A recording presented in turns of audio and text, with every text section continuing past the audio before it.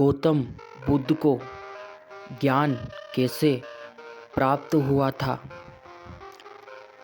राजा के यहाँ बुद्ध का जन्म हुआ था। पिता ने ज्योतिषियों को बुलाकर भविष्य पूछा। उन्होंने कहा, या तो यह सम्राट होगा या तो यह साधु होगा। एक तरफ से देखा जाए तो सच्चा सम्राट भीतर से साधु ही होता है। जब ज्योतिषियों की भविष्यवाणी राजा ने सुनी तो वे घबरा गए कि मेरा बेटा साधु हो जाए, ऐसा ठीक नहीं होगा। राजा ने पूछा, कोई उपाय बताइए, क्योंकि मैं चाहता हूँ कि राजा का पुत्र राजा ही बने। ज्योतिषियों ने कहा कि इसका लालन पालन व पूरी जीवन बड़ी ही सावधानी में बिताना होगा। अर्थात आपका पुत्र सिद्धार्थ कभी किसी बूढ़े व्यक्ति को ना देखे, कभी किसी बीमारी व्यक्ति को ना देखे और कभी किसी मरे हुए व्यक्ति को ना देखे। जब तक ऐसा होगा तब तक वे राजा ही बने रहेगा। अगर ऐसा नहीं हुआ तो वे साधु बन जाएगा। राजा सुद्धोधन ने अपने पुत्र सिद्धार्थ के लिए बढ़िया से बढ़िया बड़े बड़े महल, अच्छे से अच्छा भोजन, दास दासियाँ और खाने में पीने के सामान आदि वस्तुओं के ढेर लगा दिए। पिता ने पुत्र को सुख सुविधाओं में इतना उलझा दिया कि उसे बाहर का संसार याद ही नहीं आया। सुद्धोधन ने समझ लिया कि अब इतने सुखों के आगे साधु बनने का प्रश्न ही उपस्थित नहीं होता है। वे निश्चित हो गए।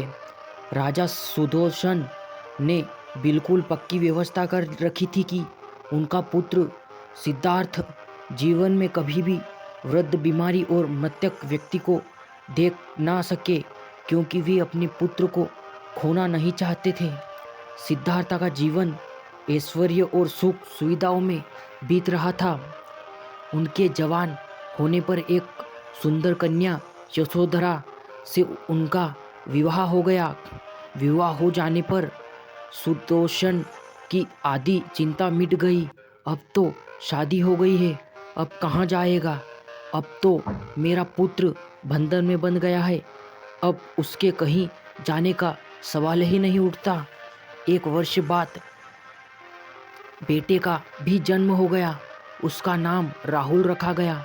अब राजा सुद्धोधन को बिल्कुल पक्का विश्वास हो गया कि अब यह कहीं नहीं जा सकता है। एक दिन सिद्धार्थ ने कहा कि पिताजी, आज तक मैंने कभी भी अपनी राजधानी नहीं देखी। आपकी आज्ञा हो तो आज देख आऊं। राजा ने कहा, हाँ, अवश्य जाओ, अपना शहर देखकर आओ।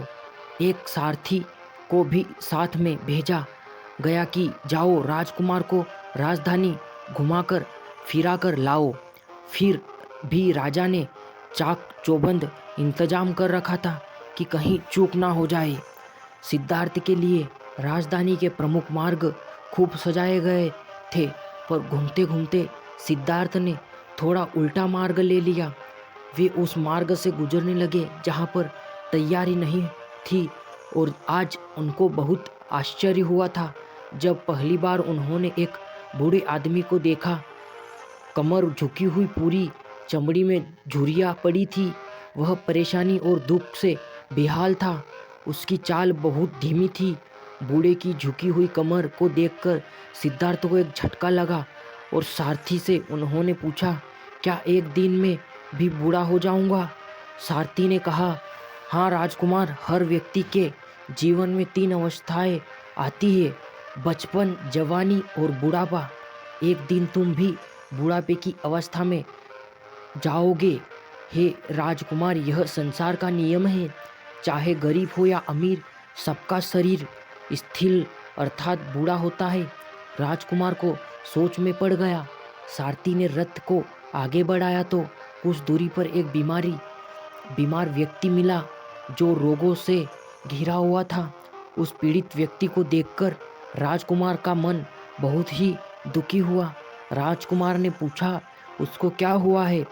सारथी ने कहा, यह व्यक्ति बीमार है, इसलिए यह कह रहा है। इस संसार में दुख और सुख दोनों हैं। यह अपने अपने भाग्य की बात है कि कोई दुखी है और कोई सुखी है।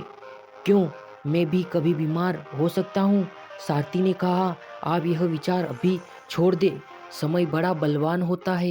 ये सारी बातें कर्मों पर निर्भर करती है। चाहे राजा हो या रंक, सुख दुख सब पर आते हैं। अगर शरीर में कोई रोग आना है तो वह आएगा। यह सब सुनकर राजकुमार सोच में पड़ गया। सारथी ने रथ को कुछ आगे बढ़ाया तो सामने से 4 कंधों के ऊपर एक अर्थी को जाते हुए देखा। राजकुमार ने ऐसा पहली बार देखा था। उसने सारथी से पूछा, यह क्या है? यह आदमी मर गया है, यह मुर्दा है। जो व्यक्ति मर जाता है उसको बांधकर शमशान भूमि में ले जाते हैं, फिर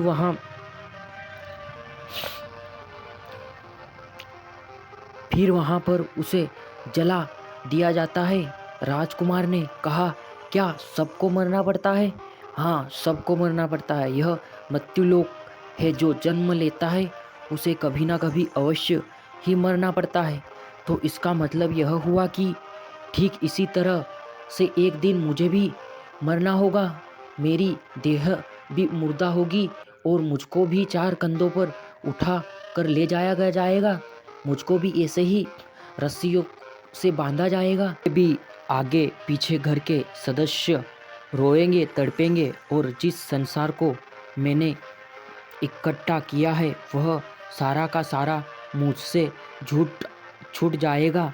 इसका मतलब यह हुआ कि क्या एक दिन मैं भी मर जाऊंगा? क्या एक दिन यशोधरा भी मर जाएगी? क्या एक दिन मेरा राहुल भी मर जाएगा? सारथी ने कहा, हाँ राजकुमार, एक दिन मैं भी मरूंगा, आप भी मरेंगे, यशोधरा भी मरेगी और राहुल भी मरेगा, क्योंकि यह सब मरने के लिए ही पैदा होते हैं। उस रात सिद्धार्थ सो ना सके। सोचने लगे कि क्या संसार में इतना दुख है, रोग है, बुढ़ापा है और ऐसे में मैं खा पी कर कैसे जी सकता हूँ? नहीं नहीं, ऐसा मुझसे नहीं हो सकता। मुझे खोजना होगा उस तत्व को जो दुख, पीड़ा और शोक से रहित हो, जो भय, भ्रम और भूल से परे हो, जो अनंत आनंद से भरा है, जिससे पाकर फिर और कुछ पाने की इच्छा ना हो सके। सिद्धार्थ वैराग्य के शिखर तक पहुंच चुके थे। बस उसी रात को उन्होंने घर छोड़ दिया।